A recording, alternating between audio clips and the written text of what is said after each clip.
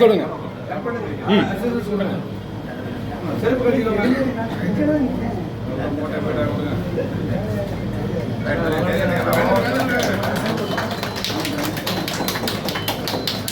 எங்க ஆபீஸ் எங்க அண்ணன் 25 வருஷம் இருக்கணும்.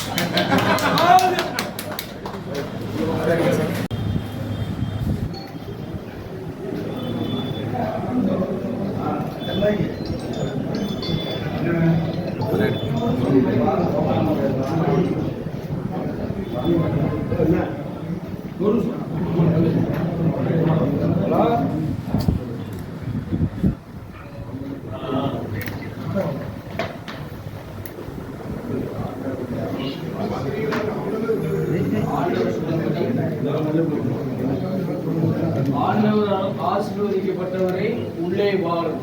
இந்த ஆண்டவர் சொல்லக்கூடிய வார்த்தை அன்பான வார்த்தை.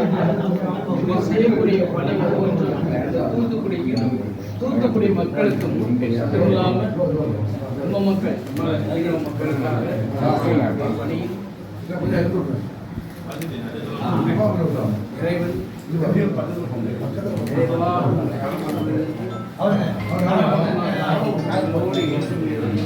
உங்களை உங்கள் பணியை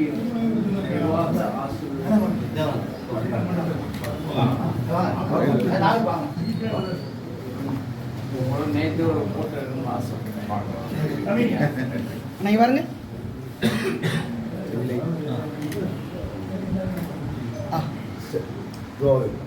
إياك نعبد وإياك نستعين اهدنا الصراط المستقيم صراط الذين أنعمت عليهم غير المغضوب عليهم ولا الضالين آمين. بسم الله الرحمن الرحيم قل هو الله أحد الله الصمد لم يلد ولم يولد ولم يكن له كفوا أحد.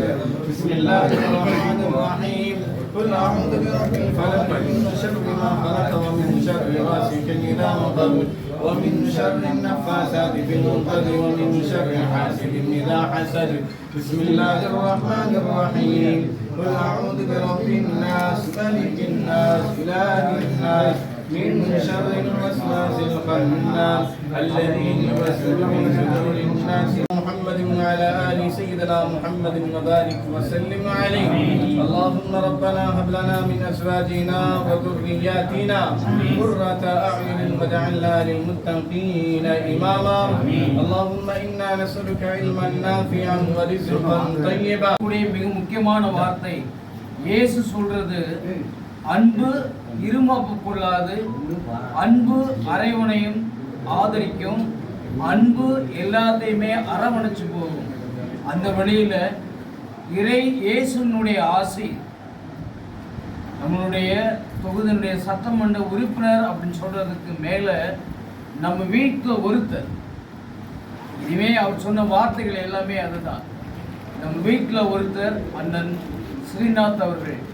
அவருடைய பணி இயேசுனுடைய அந்த மிகப்பெரிய ஆசிரியர்களையும் அவர் நம்பிக்கை கொண்ட அந்த பாத்திமா தாய், தஸ்னேவிஸ் அம்மாள், பனிமய மாதா, இவங்களுடைய துணையோட மிகவும் சீரும் சிறப்புமாக இந்த பணி இருக்கணும். இங்கே வரக்கூடிய மக்களும் இங்கே வர்றவங்களும் அன்பை மட்டுமே பெறணும். அண்ணன் வழியாக நம்ம ஊரும் நம்ம மக்களும் வளம் பெறணும். அதற்கு இயேசுவும் அந்த தாயும் ஆசிரியரையும் அருளையும் நிறைவாக இவருக்கும் நம்ம ஆட்சிக்கும் வழங்கட்டும்.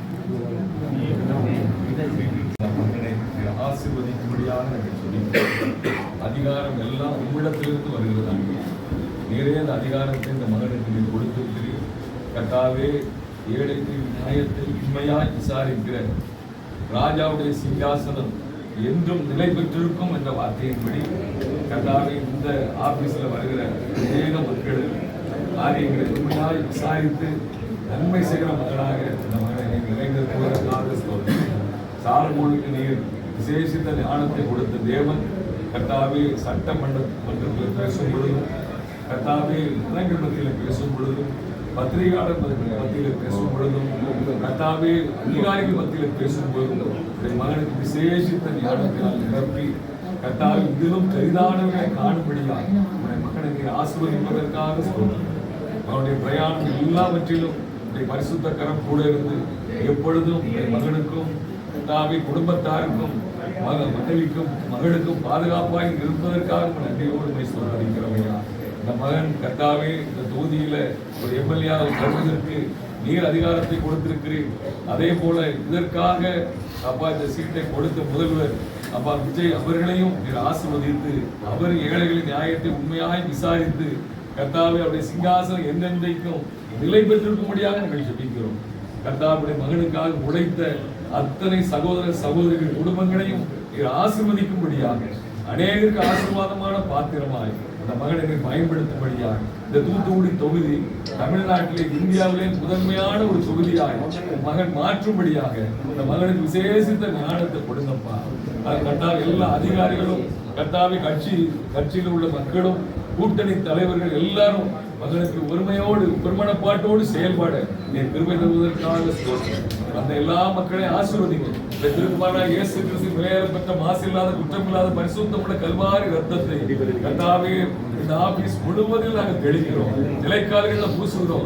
எந்த சத்துருக்களுக்கு உள்ள நுழையாதபடி நீ வேலை அடைப்பதற்காக ஸ்தோத்திரம். தேவ கிருபை மகனை சூழ்ந்து கொள்ளட்டும். ரத்த கோட்டைகளை மகனை மூடிக்கொள்ளுங்க. பெரிய காரியங்களை செய்யுங்கப்பா. இயேசு கிறிஸ்துவின் வல்லமையுள்ள நாமத்தில் ஜெபிக்கிறோம் ஜீவனுடைய நல்ல பிதாவே. ஆத்மாவே கர்த்தரை ஸ்தோத்திரி. என் முழுவதுமே பரிசுத்த நாமத்தை ஸ்தோத்திரி. ஆத்மாவே கர்த்தரை ஸ்தோத்திரி. கர்த்தர் செய்த சகல பாவங்களை மறவாதே. ஆமென். ஹல்லேலூயா. ஹல்லேலூயா. ஹல்லேலூயா. ஹல்லேலூயா. எங்க எல்லாத்துக்கும் ஒரு சின்ன ஆசை, சட்டமன்றத்தில் சபாநாயகரை எப்படி கூப்பிட்டு உட்கார வச்சாங்களோ அது மாதிரி எல்லா மதமும் சேர்ந்துருக்கோம். நாங்களும் அண்ணனை இருக்கையில் உட்கார வைக்க ஆசைப்படுறோம். நீங்க பாருங்க அப்படிங்களா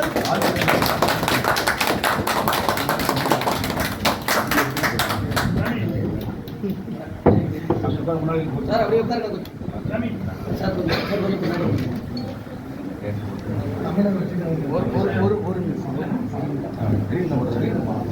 எல்லாமல்ல என்னுடைய ஆசீரும் அந்த அன்னையினுடைய அருளும் அண்ணன் ஸ்ரீநாத்தோடும் குடும்பத்தோடும் அந்த அன்னை நிறைவாக என்றும் எப்பொழுதும் இருந்து ஆசிரியையும் அருளையும் பொழியும்.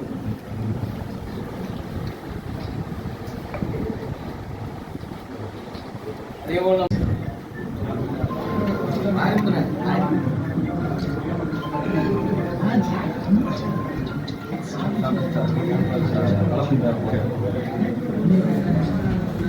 வெற்றி கழகமும் நானும் இது நடந்திருக்குது. ரொம்ப ரொம்ப ரொம்ப நன்றி, மகிழ்ச்சியாக இருக்குது. ரொம்ப நன்றி.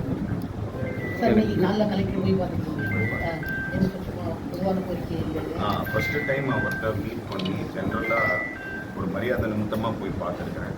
பார்த்துட்டு சில விஷயங்களை டிஸ்கஸ் பண்ணியிருக்கிறோம். ஆல்ரெடி இங்கே இருக்கிற பிரச்சனைகள் என்ன, அவருக்கு இப்போது சார் ஒரு 40 days தான் ஆகிருக்குது. நம்ம கவர்மெண்ட் ஃபார்ம் பண்ணி ஒரு 8 நாள் தான் ஆகிருக்கு. ஸோ இதெல்லாம் பேஸ் பண்ணி என்னோட அண்டர்ஸ்டாண்டிங் அவரோட அண்டர்ஸ்டாண்டிங் வச்சு நம்ம பேசியிருக்கோம். இன்னும் மேற்கொண்டு மக்களை சந்தித்து அவங்களுக்கு பிரச்சனைகள் என்ன ஏதுன்னு தெரிஞ்சுக்கிட்டு நம்ம ஒவ்வொன்றா ப்ராப்பராக செய்யணும் அப்படின்றத தெரிவிச்சிருக்கிறேன்.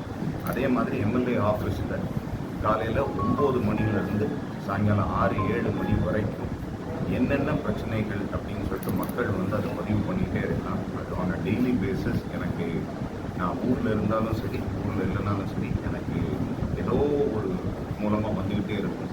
அதை நான் கலெக்டர் சார்கிட்ட தெரியப்படுத்திக்கிட்டே இருப்பேன் அப்படின்றதை சொல்லி வாக்களித்த மக்களுக்கு என்ன சார் சொல்ல இருக்கு?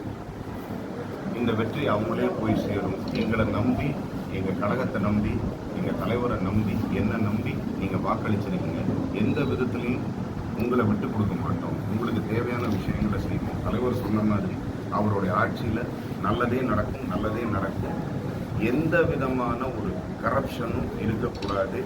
யாரும் தப்பு பண்ணக்கூடாது. தப்பு பண்ணனா அதை மைண்ட்லேருந்து எரேஸ் பண்ணிடணும். தப்பு நடக்க விடக்கூடாது. நல்லாட்சி கொடுக்கணும் அப்படின்றது தான். இந்த தூத்துக்குடியை ஒரு போர்ட் சிட்டியாக கம்ப்ளீட்டாக கன்வெர்ட் பண்ணணும் அப்படின்றது தான் தலைவரோட ஆசை, எங்களோட ஆசை. சட்டமன்ற உறுப்பினரோட முதல் பணியாக என்ன பணியாக செய்யறதா? அதுக்கு கொஞ்சம் அவகாசம் வேணும். ஏன்னா அது கலெக்டரோட பேசிட்டு தான் ஒவ்வொன்றா ஃபஸ்ட்டு இங்கே ஆல்ரெடி எக்ஸிஸ்டிங் ஏதாவது மூடப்படாத ஒயின் ஷாப்ஸை முதல்ல போய் இன்றைக்கி க்ளோஸ் பண்ணணும். அதுக்கப்புறம் அடிப்படை சுகாதாரங்கள் ஸ்கூல்ஸில், காலேஜஸில், அதுக்கப்புறம் கவர்மெண்ட் ஹாஸ்பிட்டல்ஸில் இதெல்லாம் எப்படி இருக்குதுன்னு செக் பண்ணிவிட்டு அதை ஃபஸ்ட்டு கிளியர் பண்ணணும் அப்படின்றது தான் என்னோட ஆசை. அதுதான் கலெக்டர்கிட்டையும் சொல்லியிருக்கிறேன். ஃபஸ்ட்டு அண்டர்ஸ்டாண்டிங் என்னென்ன பிரச்சனைகள் இருக்குன்னு இன்னைக்கு ஊர் ஃபுல்லாக போய் சுற்றி தெரிஞ்சுக்க போகிறேன். அதுக்கப்புறம் பண்ண போகிறேன். இன்னொரு முக்கியமான விஷயம், தலைவர் பேரை சொல்லியோ, அதாவது மாண்புமிகு முதலமைச்சர் அவர்களின் பேரை சொல்லியோ, கழகத்தின் பேரை சொல்லியோ, என்னோட பேரை சொல்லியோ, இல்லை மாவட்ட செயலாளருடைய பேரை சொல்லியோ எந்த விதமான ஒரு ஆடம்பரம், ஆர்ப்பாட்டம் இதெல்லாம் ஃபஸ்ட்டு பண்ணக்கூடாது. எந்த விதமான ஒரு கலெக்ஷனு, கரப்ஷன் இதெல்லாம் இருக்கக்கூடாது. அப்படி இருந்துச்சு அப்படின்னா நீங்கள் தாராளமாக என்னுடைய நோட்டீஸ்க்கு கொண்டு வரலாம். உடனே சட்டப்படி அதுக்கு ஒரு நடவடிக்கை எடுக்கப்படும். அது நான் அஃபிஷியலாக நான் அனௌன்ஸ் பண்ணுறேன். சரி, அப்புறம் அந்த எஸ்ஐவி பள்ளிக்கூடம் 100 ஆண்டுகள் பழமையானது, அது பக்கத்துலேயே வந்து டாஸ்மாக் இருக்குது. அவங்க அந்த பள்ளிக்கூடத்தை கரெக்ட் கடிதம் அதே போல் அந்தனர் கோயில் பக்கத்தில் மார்க்கெட் வச்சு அங்கே வியாபாரம் அது 2 இடம் சொல்லியாச்சு. அந்தோனியார் கோயிலும் அதுக்கப்புறம் பாபா கோயில் பக்கத்தில் இருக்கிறதும் தெளிவாக சொல்லியாச்சு. இப்போ நீங்கள் புதுசாக ஒரு பதிவு பண்ணுறீங்க, அதையும் கண்டிப்பாக நம்ம எடுத்து இன்றைக்கே வந்து நம்மளோட ஃபைலில் எழுதி கலெக்டருக்கு வெரி வெரி குட். அது விஷயமா இன்னைக்கு ரொம்ப தெளிவாக கலெக்டர் சார்ட்ட பேசியிருக்கிறேன்.